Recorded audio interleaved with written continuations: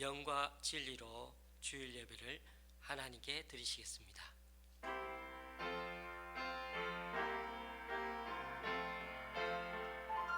찬양하라 내 영혼아,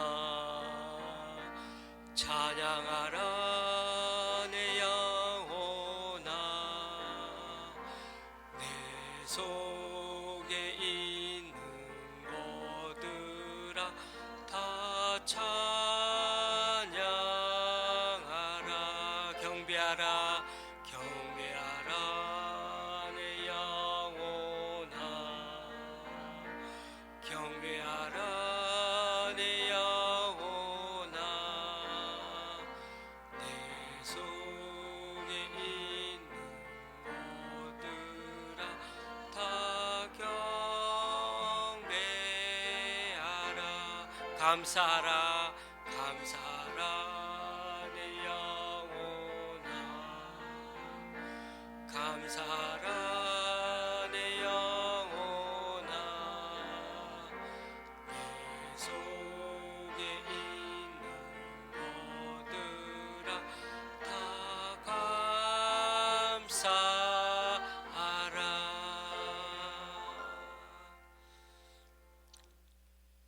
하나님 아버지, 오늘도 각 처소에서 하나님을 예배하고 경배하고 찬양하고 감사하는 우리들을 미쁘게 봐주시고, 오늘도 주님의 은혜 가운데 붙들어 주셔서 주님을 온전히 섬기며 예배하며 주님께 영광 돌리는 우리 각자가 되게 도와주시옵소서. 이 예배를 온전히 주님께 올려드리기를 간절히 바라오며 예수님의 이름으로 기도드리옵나이다. 아멘. 우리 다 같이 사도신경으로 주님께 신앙 고백을 올려드립니다. 전능하사 천지를 만드신 하나님 아버지를 내가 믿사오며 그 외아들 우리 주 예수 그리스도를 믿사오니, 이는 성령으로 잉태하사 동정녀 마리아에게 나시고 본디오 빌라도에게 고난을 받으사 십자가에 못 박혀 죽으시고 장사한 지 사흘 만에 죽은 자 가운데서 다시 살아나시며 하늘에 오르사 전능하신 하나님 우편 앉아 계시다가 저리로서 산자와 죽은 자를 심판하러 오시리라. 성령을 믿사오며 거룩한 공회와 성도가 서로 교통하는 것과 죄를 사하여 주시는 것과 몸이 다시 사는 것과 영원히 사는 것을 믿사옵나이다. 아멘. 찬송 2장 주님께 찬양 드리시겠습니다.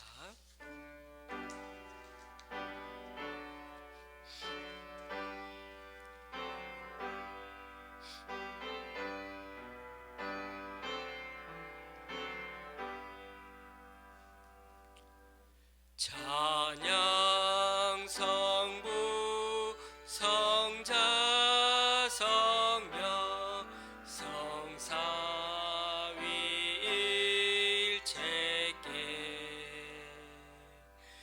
영원 무궁하기까지 영광을 돌리세. 영광을 돌리세.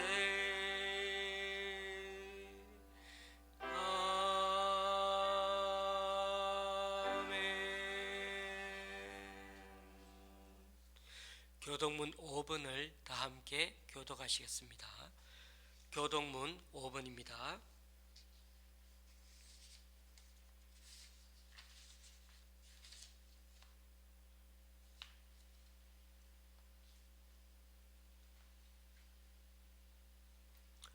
여호와 우리 주여, 주의 이름이 온 땅에 어찌 그리 아름다운지요.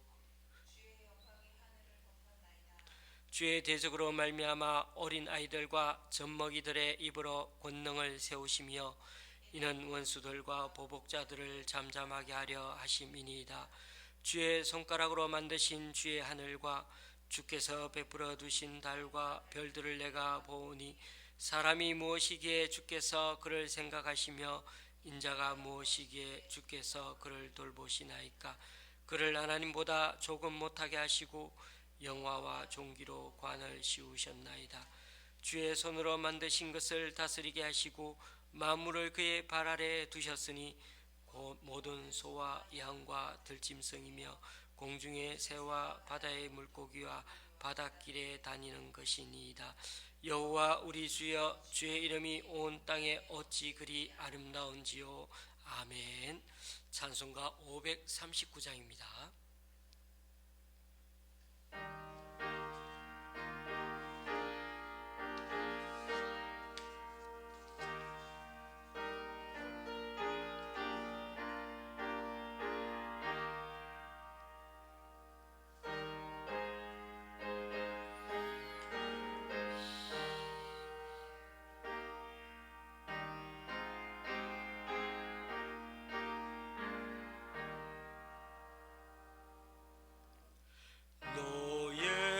예수께 조용히 나가 내 모든 짐 내려놓고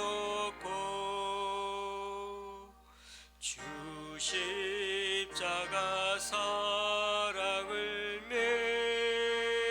믿어 죄사함을 너 받으라. 주 예수께 조용히 나가 내 마음을 쏟아놓으라. 늘은 미리 보시는 주님 그 은혜를 베푸시리. 주 예수의 은혜를 입어 내 슬픔이 없어지리. 내 이웃을 늘 사랑하여 너 받은 것 거저주라. 주 예수께 조용히 나가 내 마음을 쏟아놓으라.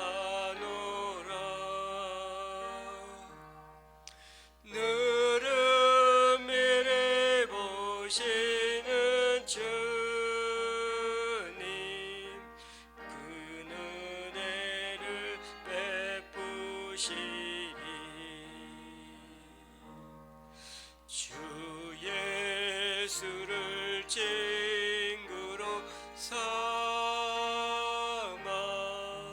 늘 내 옆에 모시어라. 그 영원한 생명새 물에 내 마른 목 죽이려라. 주 예수께 조용히 나가 내 마음을 쏟아놓으라. 늘은 미리 보시는 주님 그 은혜를 베푸시리.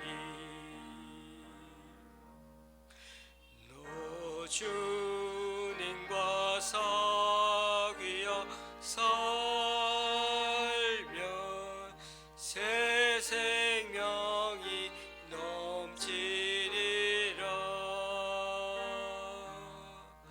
주 예수를 찾느니 앞에 참 발급히 비추어라. 주 예수께 조용히 나가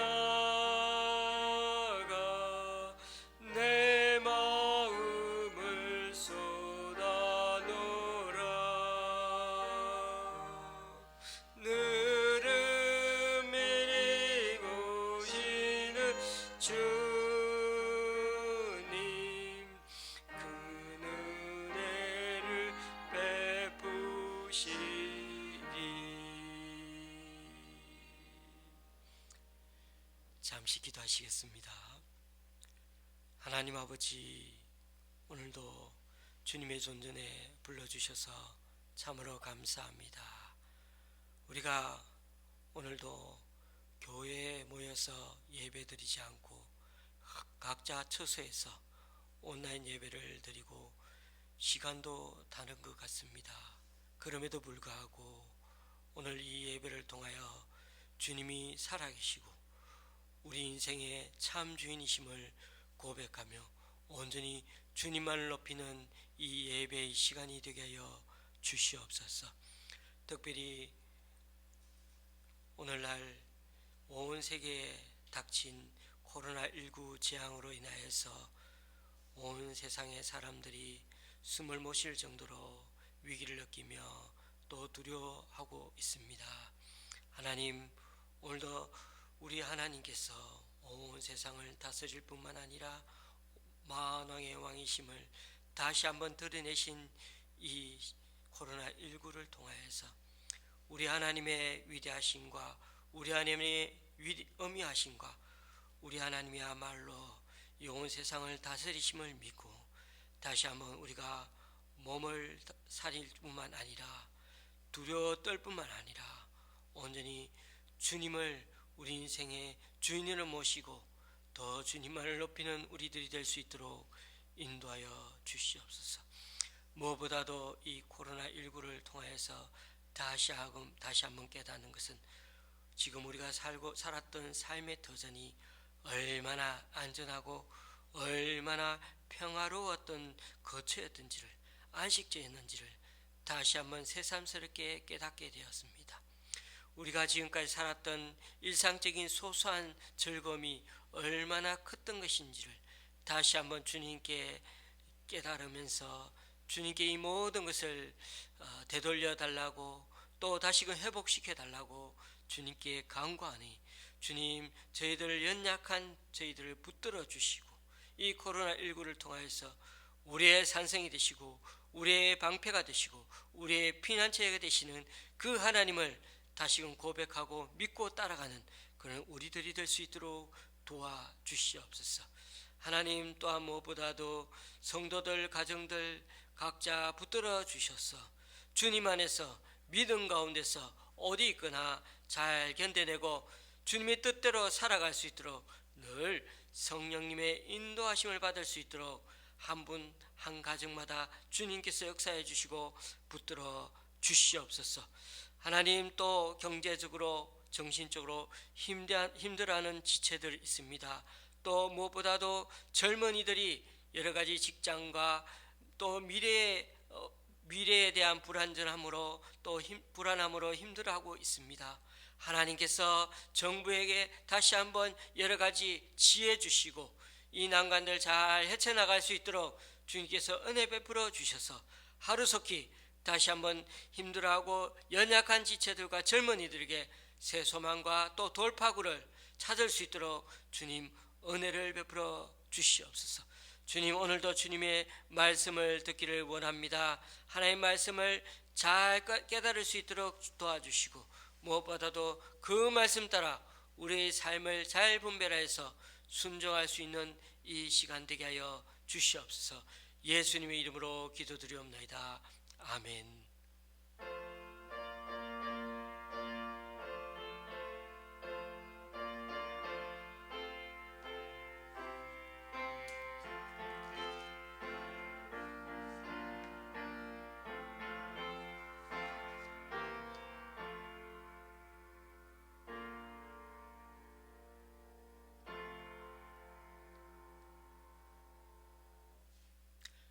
오늘 우리에게 주시는 하나님의 말씀은 로마서 12장 1절 2절입니다.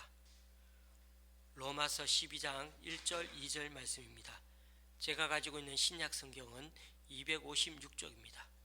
로마서 12장 1절 2절 말씀입니다.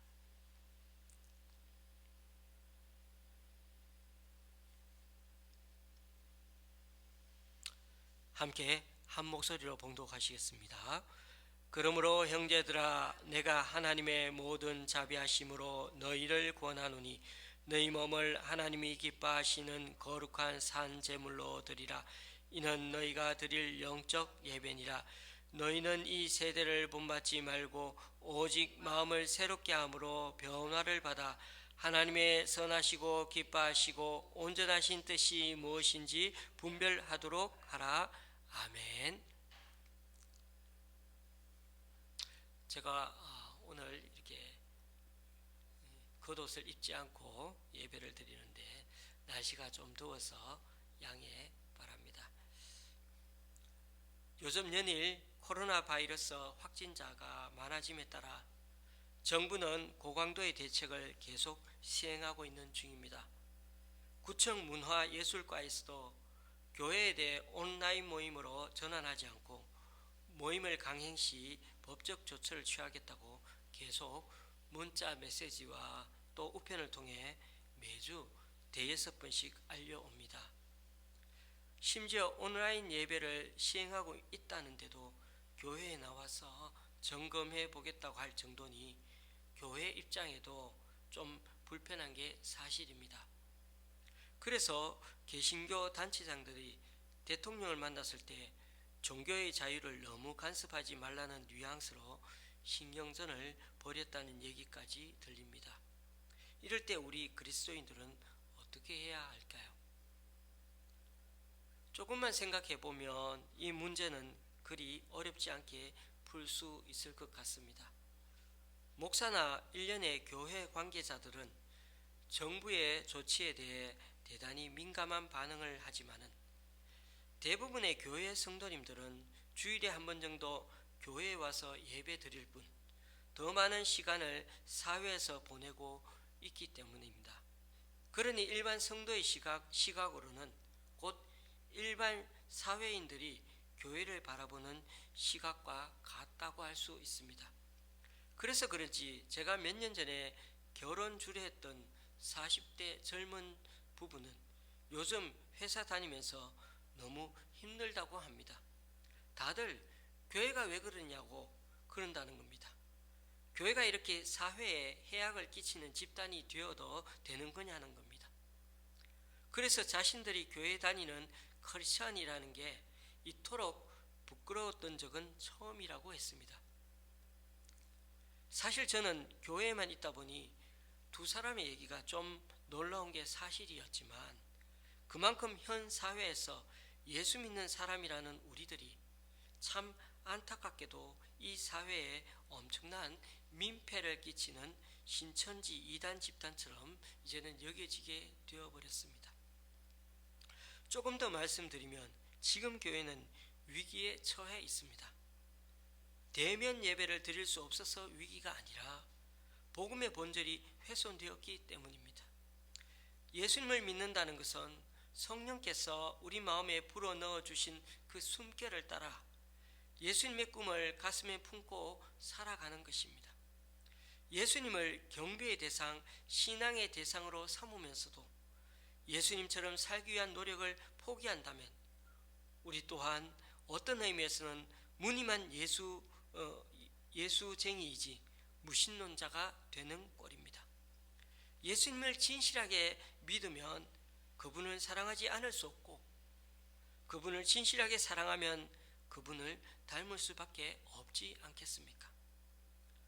2달간의 기나긴 장마와 홍수 또 8, 9월에 닥치는 태풍 피해를 복구하기 위해 구슬땀을 흘리는 이들이 있고 무엇보다 코로나19와 사투를 벌이는 분들도 참 많은데 주님께서 이분들과 함께 하시기를 진심으로 간구합니다. 코로나19가 주춤하는가 싶더니 다시 고개를 들고 있습니다. 확진자가 300명, 400명 계속 증가하고 이번 주는 하루에 2,000명도 될 수 있는 정말 엄중한 상황이라고 합니다. 그것도 교회가 감염병의 확산 통로가 되고 있다는 사실이 너무나 참담합니다. 위기와 환난에서 그 속내와 한계가 결국 다 드러나는 법. 현재 우리나라 기독교 수준이라는 것이 이 사회의 일반 상식보다 더 못하고 얼마나 동떨어진 채 살아왔는지를 여실히 드러내주고 있습니다. 기독교인들이 비이성적이고 몰상식하고 반사회적인 사람들로 인식되고 있다는 것입니다. 정말 정치적 입장에 따라 예수님조차 볼모로 잡힌 것 같아 참 마음이 무겁습니다. 사회에 지탄받는 교회, 하나님의 이름으로 하나님을 욕되게 하고 예수님의 이름으로 예수를 배반하게 하는 그런 자들에게 우리는 미혹되어서는 안 될 것입니다. 우리는 로마서 말씀을 지금까지 묵상해 왔습니다. 1장에서 11장까지가 교리에 관한 내용이라면 12장부터 15장까지가 실천에 관한 내용이고 마지막 16장은 여러 사람들의 이름들을 거론하며 인사를 나누는 그런 내용으로 되어 있습니다. 15장 말미에 분명히 평강의 하나님께서 너희 모든 사랑과 함께 계실지어다 아멘이라 했는데 그렇게 편지가 끝날 것 같았는데 16장이 추가로 덧붙여져 편지를 쓴 형태라는 겁니다. 그러나 우리는 로마서를 교리와 실천편으로 나누어 이해할 수는 있어도 바울이 편지를 쓰면서 복음을 이론과 실천이라는 이원론적인 형태로 이해하라고 편지를 쓰지는 않았을 것입니다. 왜냐하면 1장에서 11장 사이에서도 실천적인 삶을 강조하는 부분이 드러나 있기 때문입니다.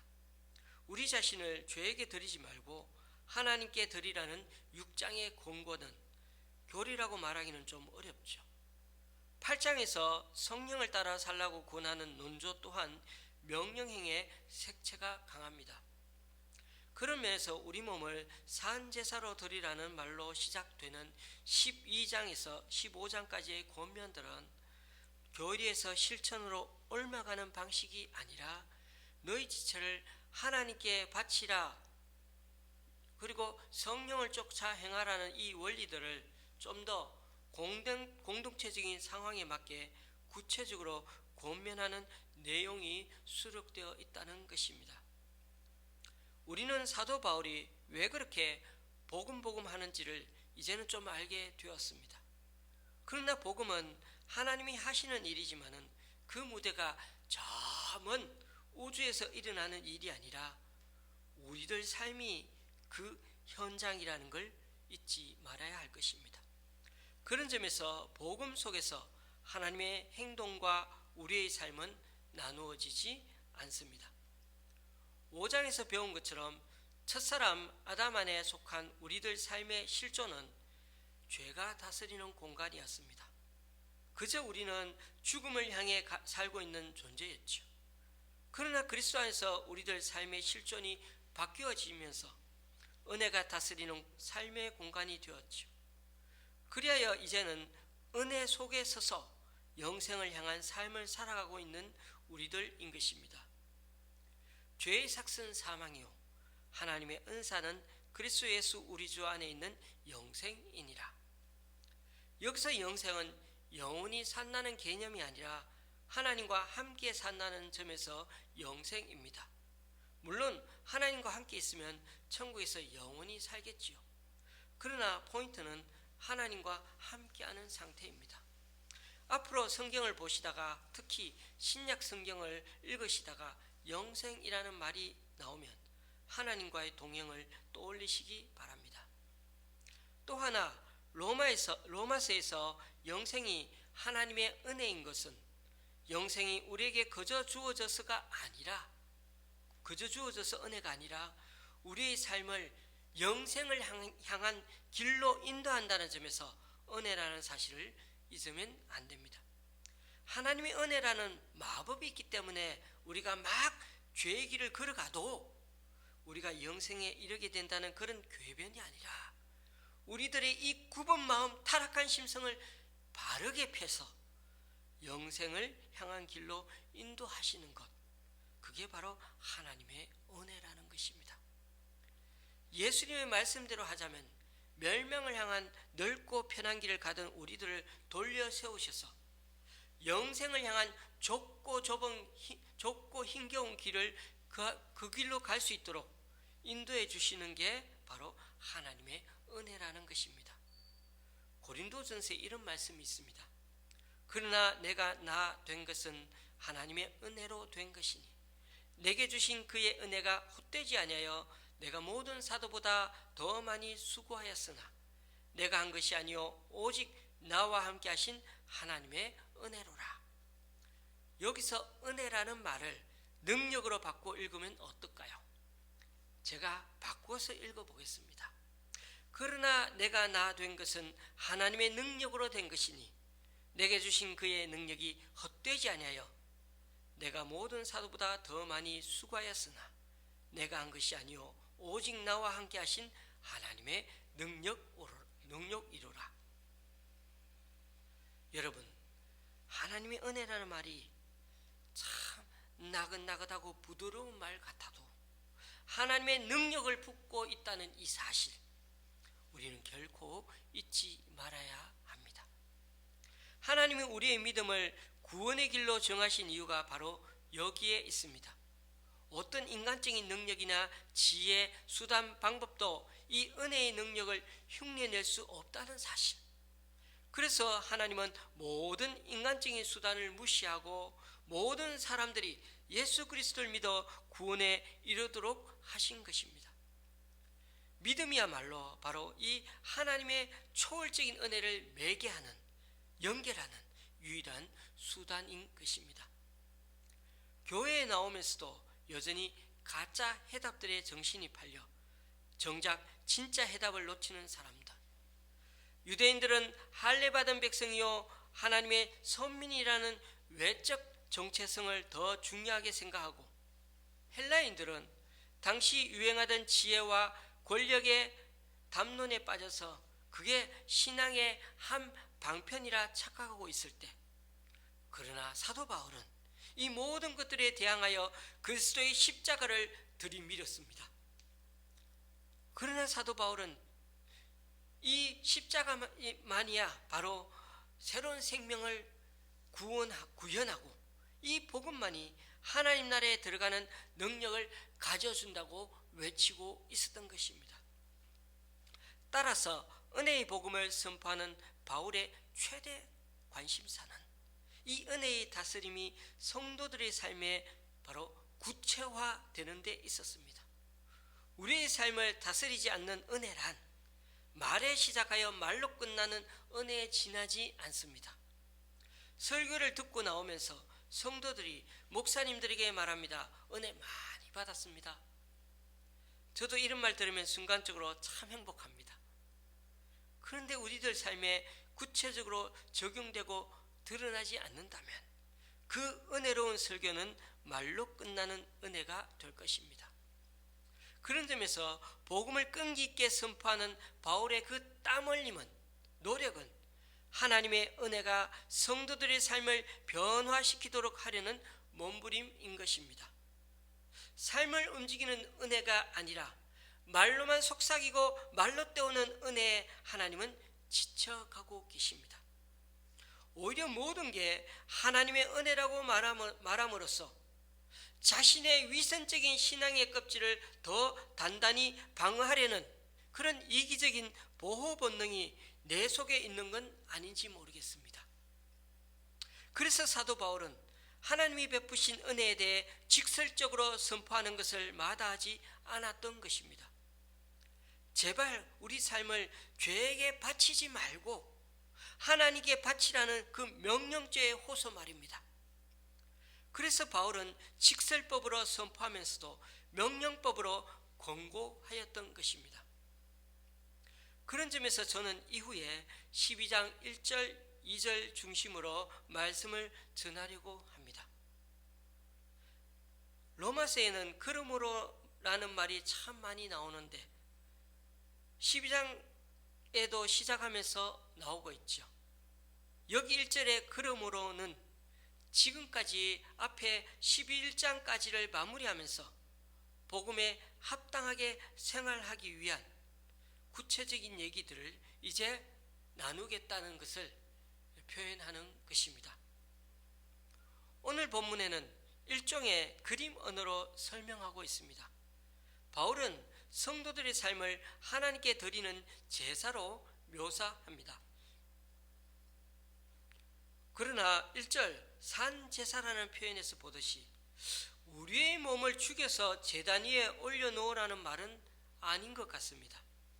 우리가 몸을 갖고 살아가는 삶으로 하나의 제물처럼 하나님께 드리라는 뜻입니다. 그렇다면 바울은 왜 제사가 아닌 우리의 삶을 하나의 제사로 보고 있는 것일까요? 사실 제사의 핵심은 피 흘림, 곧 죽음입니다. 죽여서 드려야 하는데 바울은 삶이 제사라고 굳이 말하면서 살아있는 제사라고 좀 억지스러운 표현을 만들어내고 있는 것 같습니다. 그렇지 않습니까? 여러분, 뜨거운 얼음이란 표현이 있을 수 있습니까? 말이 안 되는 것 같은 개념을 그럼에도 바울은 굳이 우리의 삶을 제사라고 말합니다. 하나님께 드려지는 제사인 만큼 제물로 드리되 하나님이 기뻐하시는 거룩한 제사로 드려야 한다는 것입니다. 거룩한 하나님이 기뻐하시는 이러한 용어는 둘 다 제사 용어입니다. 그러니까 바울의 주장은 이렇습니다. 우리의 삶은 이제 구원받았으니까 그까지 대충 살아도 된다? 천만의 말씀 만만의 말씀. 거룩해야 하며 하나님이 기뻐하시는 제물로 드리듯이 살아야 한다는 것입니다.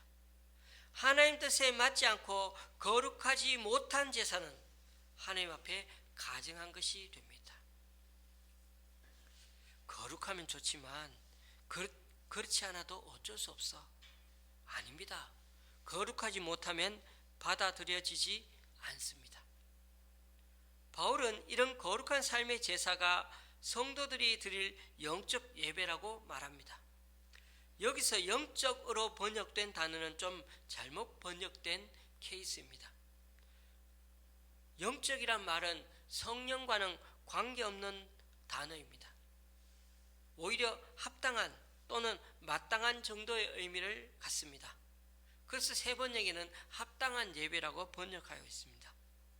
이제는 짐승을 죽여 드리는 것이 아니라 우리의 삶 자체를 거룩한 제사로 드리는 것이 우리가 마땅히 드려야 할 예배 방식이라는 것입니다. 예수님이 오신 이후부터 이제는 우리들의 살아있는 삶으로서의 제사가 마땅한 예배 방식이라는 것입니다.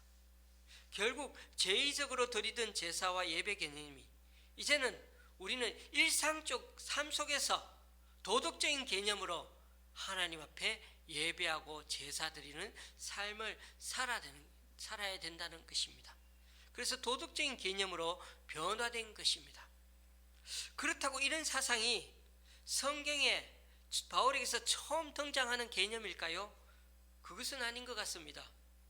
사무엘은 사울 왕에게 뭐라고요? 순종이 제사보다 낫다고 했습니다.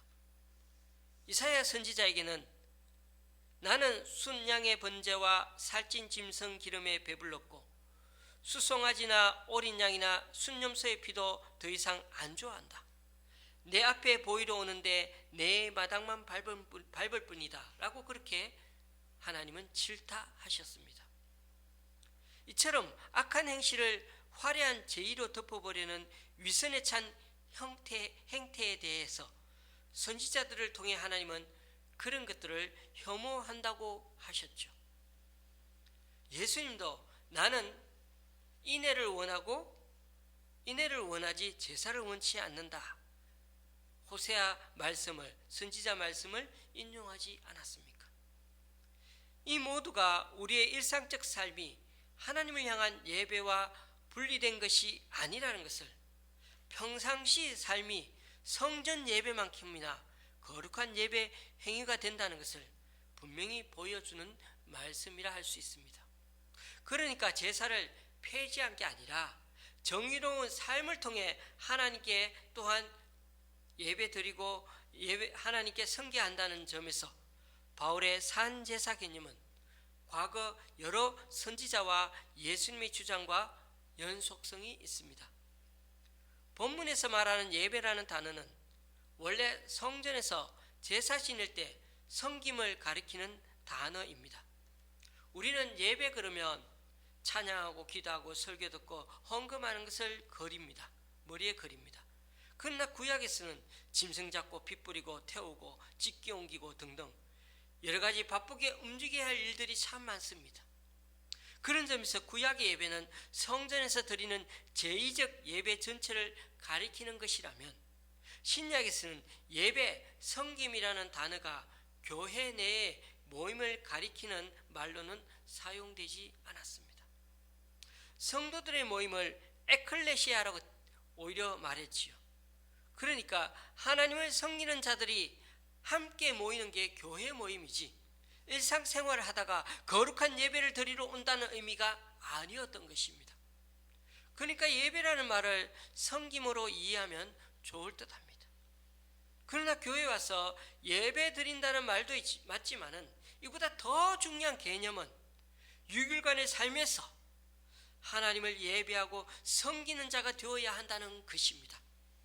그래서 이런 거룩한 삶의 자세가, 삶의 제사가 하나님께 마땅히 드려야 하는 평상시 예배, 섬김, 우리 삶의 예배로서의 터전이라는 것입니다. 2절은 1절에 언급한 영적 예배라는 말보다 합당한 예배를 삶에서 어떻게 산제물로 드려야 하는지를 알려줍니다. 크게 두 가지 권고가 나와 있는데요. 부정적으로는 이 세대에 동화되지 말라는 것이고 긍정적으로는 변화되라는 것입니다. 이 세상을 따라가지 말고 내 자신이 변화되라는 말일 텐데요. 바울이 사용한 이 두 동사 본받다와 변화받다에는 동일하게 그 단어 안에 형태, 형상을 뜻하는 영어로 form이라는 말이 똑같이 포함되어 있습니다. 여기서 폼은 유니폼 할 때 폼이고 누가 앞에서 잘난 척하고 거드름 피우면 폼 잡지 마라 할 때 그때 폼이죠. 영어로 말하면 확실하게 알 수 있는데 컨펌과 트랜스폼입니다. 먼저 우리는 이 세대에 동화되지 말아야 합니다. 바울은 이 세대에 대해 구체적으로 설명하지 않지만은 이미 이 편지를 읽는 사람들은 이 세대의 의미를 잘 알고 있는 것 같습니다. 우리들도 마찬가지입니다. 우리가 경험하는 문제들 대부분은 이 세대의 특징을 몰라서가 아니라 알면서도 그것을 지키지 못하는 연약함 또는 지키고 싶지 않은 완악함으로 연결되기 때문이죠. 그러니까 바울은 이 세대 삶의 형태를 따라가지 않는 것이 먼저 중요하다고 그렇게 우리에게 말씀하고 있습니다. 또한 바울은 두 번째로 변화를 주문합니다. 바울은 이 세대를 향해서는 폼을 바꾸지 말라 그랬는데 한편으로는 폼을 바꿔야 할 부분도 있습니다. 바로 나 자신의 마음을 바꾸라는 것입니다. 여기서 마음을 바꾼다는 것은 의지적인 측면보다는 생각으로서의 마음을 가리킵니다. 그게 어떤 차이가 있느냐 하면 로마서 7장에서 내 마음의 법으로는 하나님의 법을 지키고 싶지만 내 속에 있는 죄의 법 때문에 그럴 수 없다라고 말합니다. 자신의 생각은 하나님을 향하지만은 정작 자신의 실제 욕구와 행동은 죄로 향하는 게 실제 모습이요 인간의 연약함이었습니다. 여러분, 이 세상에서 몸을 가지고 산다는 것이 참 힘겹지 않습니까? 몸의 욕망이 이드가 애구가 우리 마음의 소원을 굴복시킬 때가 참 많으니 말입니다. 이럴 때 내 마음 생각은 하나님을 섬기려 하지만은 내 마음 헐트 심장 의지는 죄에 기울어 있다는 것입니다. 그럴 때 바울은 우리가 죄에 대해 이미 죽은 자를 여기고 은혜 아래 서 있는 자답게 하나님의 의의 무기로 더 적극적으로 드리며 살려 하는 것이 중요하다고 말씀합니다. 그러니까 우리 연약함의 좌절에 푹 빠져 있지 말고 하나님께 드리려고 더 애쓰면은 하나님께 더 나아가고 애쓰면은 성령님의 도우심을 반드시 경험하게 될 거라는 것입니다. 우리도 모르게 은혜 아래 우리는 있게 될 거라는 것입니다. 그렇습니다. 오늘 말씀은 참 많이도 우리는 12장 1절 2절 말씀을 들어왔던 말씀이죠. 중요한 것은 우리들 삶으로 하나님께 드리는 그 기쁨을 1절 2절 말씀을 경험하며 누리는 데 있습니다. 여러분, 2000년 전의 삶은, 이 사도 바울이 살았던 2000년 전의 삶은 어땠습니까? 바울을 포함해서 성도들은 로마 제국 아래 살면서 수많은 부도덕한 일들을 매일매일 겪으면서 살았을 것입니다. 오늘날 우리가 겪고 있는 삶의 정황보다 더 힘들었으면 힘들었지 별로 나은 게 없을 것 같습니다. 오늘날 같이 비행기나 차가 있었습니까? 반바지 차림으로 나가 금방 살 수 있는 편의점이나 마트조차 하나 없는 그런 시대였지 않습니까?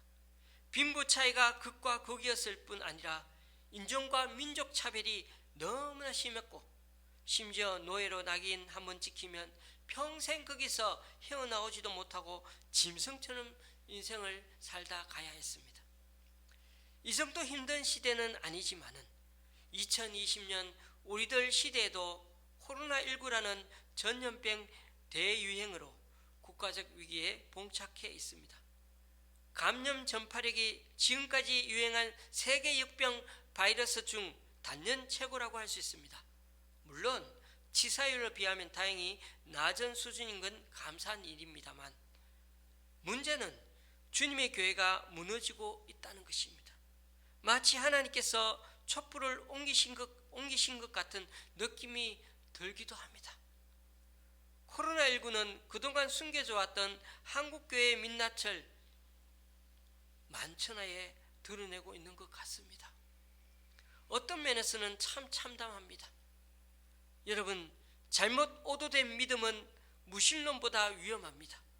함께 살아가는 이 사회에서 오히려 기독교인들이 문제가 되고 일반 상식이 먹히지 않는다는 것이 웬 말입니까? 오히려 신앙의 잘못된 광신은 반사회적 행태로 나타나고 사회에 이같이 큰 해악을 끼친다는 사실을 명심해야 할 것입니다. 예수님은 당신을 따라 나선 제자들을 보고 너희는 세상의 소금이다, 너희는 세상의 빛이다, 산 위에 세운 마을은 숨길 수 없다고 말씀하셨습니다. 직설법으로 되어 있는 이 말씀은 사실은 부르심이고 명령이었습니다. 예수님을 믿고 예수님을 따르는 자들의 삶이 어떠해야 하는지를 이보다 잘 요약할 수는 없을 것입니다. 소금처럼 자기를 녹여 부패를 막고 또 맛을 내는 것, 자기 속에 있는 기름을 태워 세상의 어둠을 밝히는 것, 그것이 하나님의 백성들의 존재 이유가 아닙니까? 그런데 왜 우리 그리스도인의 모습이 이 지경이 되었을까요? 정치적인 관점은 여기서 논하고 싶지 않습니다. 저는 여기서 답을 찾고 싶습니다. 복음에 대한 목마름과 진리에 대한 절박함이 점점 사라져가고 있기 때문이 아니겠습니까? 우리들 신앙 수준이라는 게 그저 개인의 문제나 아픔을 해결하기 위한 방편으로 전략하면서 교회는 병들어가기 시작했습니다. 신앙이란 우리의 계획 속에 하나님을 끌어들이는 것이 아니라 하나님의 계획 속에 우리가 동참하기를 구하는 것입니다. 그런데 이 과정이 점점 거꾸로 되고 무너져가고 있습니다. 경제적으로 넉넉해져 버린 교회는 이제 갱신의 탄력을 잃어버리고 말았습니다. 구원, 은혜, 용서, 화해, 치유, 기도라는 이 신앙적인 단어들은 예전과 다름없이 우리 입술에서 술술 나오고 그렇게 끊임없이 기도하지만은 구원의 능력도, 은혜의 감격도, 용서의 그 따뜻함도, 화해의 기쁨도 모르는 사람들로 점점 교회가 채워지고 있는 것이 안타깝지 않습니까? 교회에 위임된 소명은 우리의 삶 한가운데서 하나님의 선하시고 기뻐하시고 온전하신 뜻을 받들어 욕망으로 뒤틀린 이 세상에 충격을 가해줘야 하는데, 그리스도 안에서 새로운 삶의 방식을 살게 해야 하는데, 그리고 교회가 그런 충격을 가하는 하늘의 망치가 되어야 하는데, 우리 그리스도인들은 이기심과 자기중심의 그늘에 빠져 오히려 여전히 옛 방식을 고집하고 있는 것은 아닌지 하는 것입니다. 요즘 우리나라가 온통 양극단이 나뉘어 서로 비판하느라 정신이 없습니다. 아예 중간이 별로 없는 것 같습니다. 그런데 아이러니한 것은 다들 자신은 중도를 지킨다고 말합니다. 그렇습니다. 비판할 때 비판하더라도 우리가 할 일은 잘하고 그렇게 하자는 것입니다. 우리 그리스도인들이 할 일이 뭡니까? 우리가 해야 할 일은 하나님의 뜻으로 채우기 위해 먼저 세상의 이익을 포기하는 것입니다. 그로 인해 환난을 겪게 된다면 그 환난은 우리가 세상에 맞서는 사람, 즉 하나님께 속한 사람임을 오히려 입증하게 해줄 것입니다. 그럴 수 있기 위해서는 늘 하나님께 집중하고 하나님과 접속을 유지해야 합니다. 그래야 우리가 어려움을 당하더라도 당사자들을 오히려 축복해 줄 수 있는 신앙의 여유가 생기는 법입니다.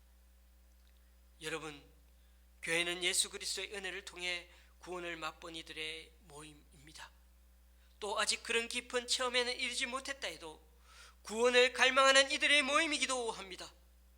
교회는 또한 세상의 가치관이 아니라 하나님의 선하시고 자비하신 뜻을 따라 살아가는 삶을 배우고 익히는 곳이기도 합니다. 우리가 끈질기게 주님의 은혜 아래 머물러 있을 때 우리는 조금씩이나마 세상적인 삶의 방식에서 벗어나 삶으로 하나님께 드리는 자로 살아가게 될 것입니다.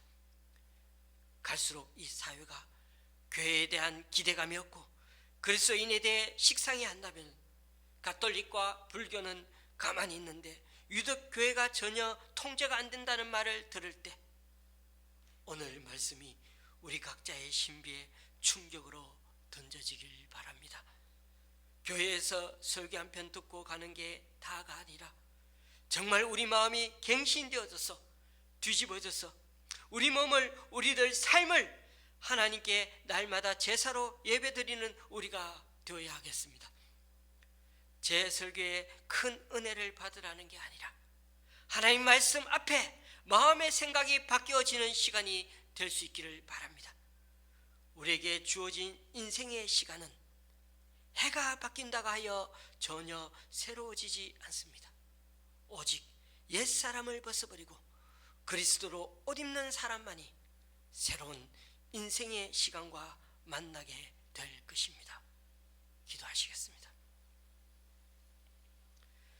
그러므로 형제들아, 내가 하나님의 모든 자비하심으로 너희를 권하노니 너희 몸을 하나님이 기뻐하시는 거룩한 산 제물로 드리라. 이는 너희가 드릴 영적 예배니라. 너희는 이 세대를 본받지 말고 오직 마음을 새롭게 함으로 변화를 받아 하나님의 선하시고 기뻐하시고 온전하신 뜻이 무엇인지 분별하도록 하라. 하나님, 오늘도 사도 바울이 왜 복음하며 외치는지 우리는 그 이유를 잘 압니다. 하나님의 은혜라는 말이 그저 우리 입에 참 나긋나긋하고 부드러운 말인 것 같아도 그 말에 하나님의 능력을 품고 있다는 사실을 결코 잊지 않는 우리가 되게 하여 주옵소서. 예전보다도 인터넷이나 여러 통로를 통해 너무나 쉽게 좋은 설교를 많이 들을 수 있는데도 말로 시작하여 말로 끝나버리는 그런 은혜 체험이 아니라 우리의 삶을 다스리고 우리의 삶을 움직이는 은혜가 되기를 소원합니다. 은혜 받았다고 말함으로써 우리도 모르게 우리 자신의 위선적인 신앙의 껍질을 더 단단히 방어하고 씌우는 그런 보호 본능으로 살아가지 않게 하게 하시고, 제발 너희 삶을 죄에게 바치지 말고 하나님께 바치라는 그 바울의 추상 같은 명령조의 호소에 귀 기울일 줄 아는 우리 되게 하여 주시옵소서. 그래야 이제는 교회에서가 아니라 우리의 삶에서 우리의 지체를 의의 무기로 드리려 더욱 애쓰는 자 되게 하시고, 직장에서 이 사회에서 만나는 사람들마다 마음의 생각을 고쳐먹고 하나님의 선하시고 기뻐하시고 온전하신 뜻을 늘 분별하여 성령을 쫓아 행하려고 매번 적용해보는 몸부림치는 우리 되게 하여 주시옵소서. 이제는 짐승을 죽여서 예배하지 말고 너희 삶에서 너희 몸을 하나님께 드리는 합당한 예배로 섬김으로 드리라고 하시는 그 말씀 명심하여 더더욱 도덕적이고 더더욱 선한 행실을 솔선수범할 줄 아는 우리 그리스도인들의 삶이 되게 하여 주시옵소서. 주님, 이 코로나를 통해 먼저 우리 그리스도인 각자가 다시금 회개하고 변화되게 되게 하여 주시옵소서. 예수 그리스도 이름으로 기도드립니다. 아멘. 찬송 449장입니다.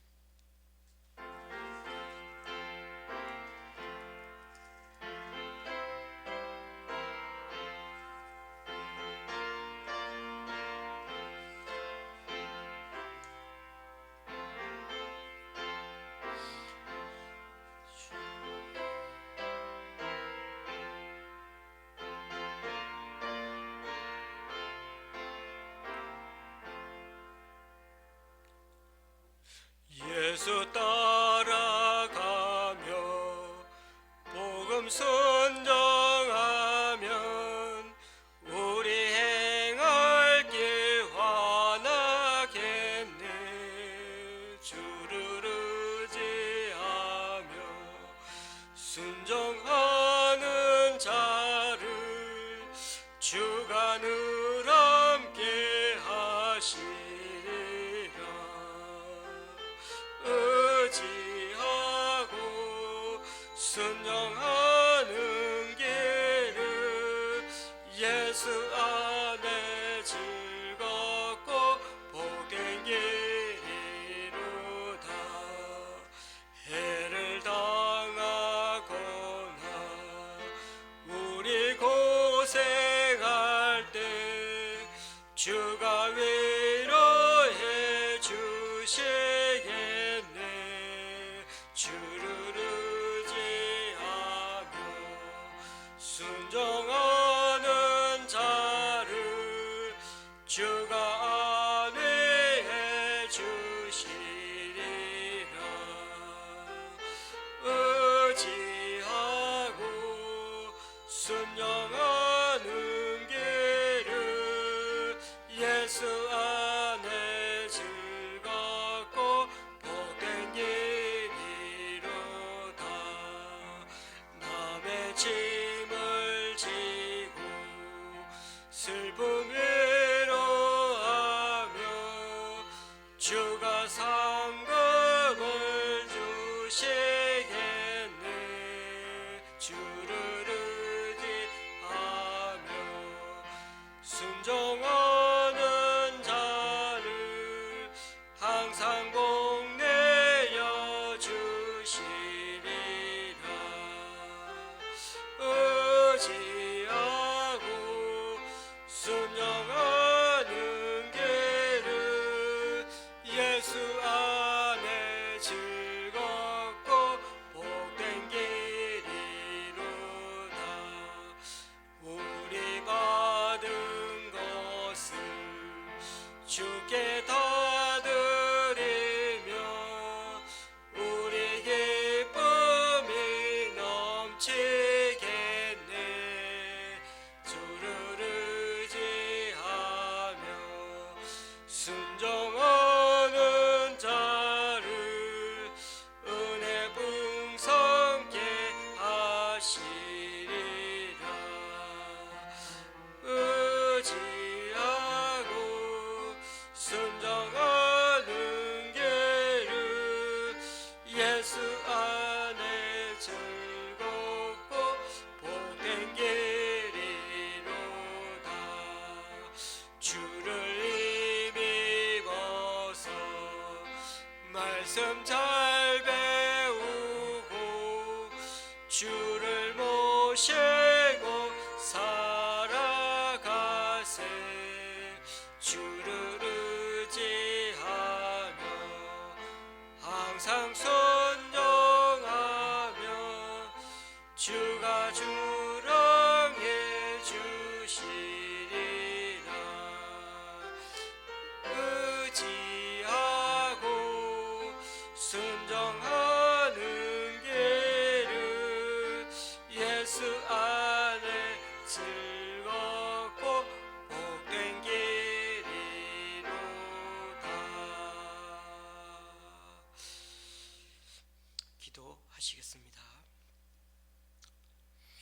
주님, 오늘도 성도님 가정에서 11조 헌금과 주일 헌금 드립니다. 노예에서 전라도 광주 집사님 가정에서, 김포의 장로님 가정에서, 강동구 교회 전도에서, 그리고 집사님 가정에서 귀한 헌금 주님께 올려드립니다. 이분들의 헌신과 섬김 귀하게 받아주셔서 이분들을 통해 하나님 나라가 더욱 확장되게 하여 주시옵소서. 또한 오늘 이 시간 우리 각자 여러 모양으로 드리는 헌금들 기뻐 받아 주시고 쓰이는 곳마다 귀한 결심 맺을 수 있도록 하나님이 크신 은총으로 덧입혀 주시옵소서. 주님, 이 세상에는 많은 이들이 행복이라는 신기를 쫓아가느라 정신이 없습니다. 우리가 속하여 있는 자본주의 세상에서 사람들에게 전능하다는 느낌을 주는 것이야말로 돈입니다. 돈이 있으면 못할 일이 없는 것처럼 보이고 돈 때문에 정부의 장차관 자리도 버릴 수 있는 세상이 되었습니다. 그래서 사람들은 지금도 돈을 쫓느라 숨을 헐떡이며 질주합니다. 그리고 우리조차도 이 시대 가치관을 우리도 모르는 사이에 내면화하여 살아가기에 세상 사람들과 질주하고 있는 것은 아닌지, 돈을 향해 질주하는 동안 우리는 잊지 말아야 할 것들을 때로는 다 잊어버립니다. 우리가 하나님의 형상이라는 사실을 잊고 함께 사랑하며 오순도순 살아가려고 하나님이 주신 이웃들도 또한 잊고 살아갑니다. 욕망의 벌판을 질주하는 이들에게 돌아오는 것은 이웃들에 대한 두려움과 의심뿐입니다.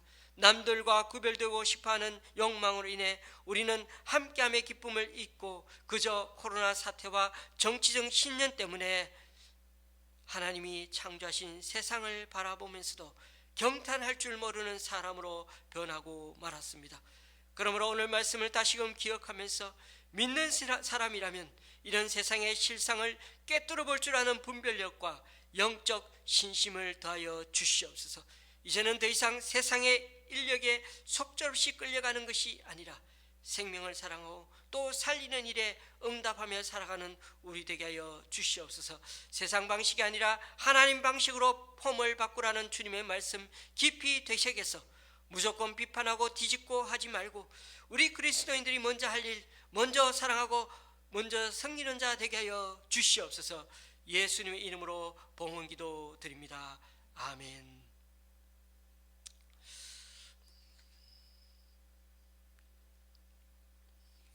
교회 소식 알려드립니다. 매스컴을 통해 이미 공지된 대로 코로나 사태가 심각해지고 있습니다. 우리 모두 더 깨어서 기도할 수 있는 이 시점, 이 위기 정말 깨어 기도할 수 있는 우리 각자가 될 수 있도록 그렇게 하겠습니다. 그러다 보니 우리 주위에 경제적으로 심리적으로 도움이 필요한 분들도 있습니다. 주님의 사랑을 꼭 기억하셔서 어떤 모양으로든 우리가 하나님이 선하시고 기뻐하시고 온전하신 뜻을 잘 분별해서 우리 각자 직장과 사업에서 닥친 그 위기도 잘 이겨내고 그리고 그리스도인답게 늘 성령님을 쫓아 살아가는 그런 우리들 될 수 있기를 바랍니다. 지난주까지 믹서기 일부분이 고장나서 마이크 소리가 녹음이 되지 않았는데 오늘은 이렇게 소리가 제 목소리가 그렇게 녹화되고 있습니다. 다른 교회 방송 담당 집사님께서 도움을 주셨는데 이 시간을 통해 감사 인사드립니다. 주보에 제가 카톡에 올려드린 그런 주보에 온라인 계좌가 기재되어 있습니다. 주보에다가 계좌를 기재해 달라는 요청이 있어서 그렇게 하였으니 양해 바랍니다. 찬송가 322장입니다.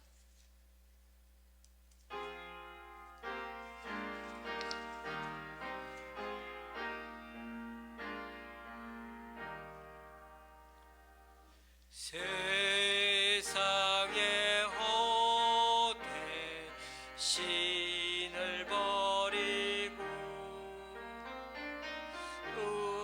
하나님 이름 높여 기리세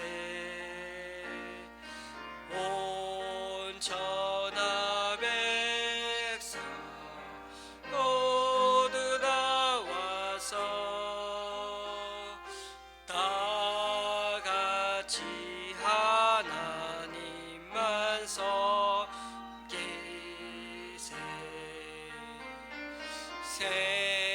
세상의 헛되이 우상 버리고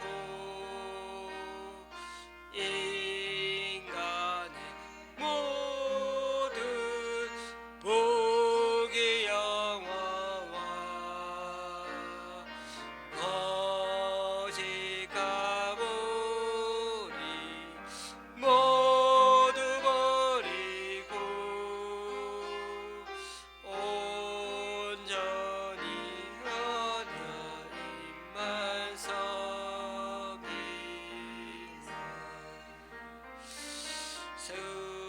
주님의 백성 너를 어려 시기하를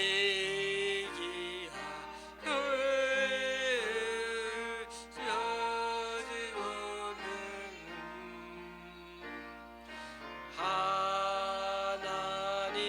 하나님만을 홀로 섬기는 종국을 어서 이뤄주소서.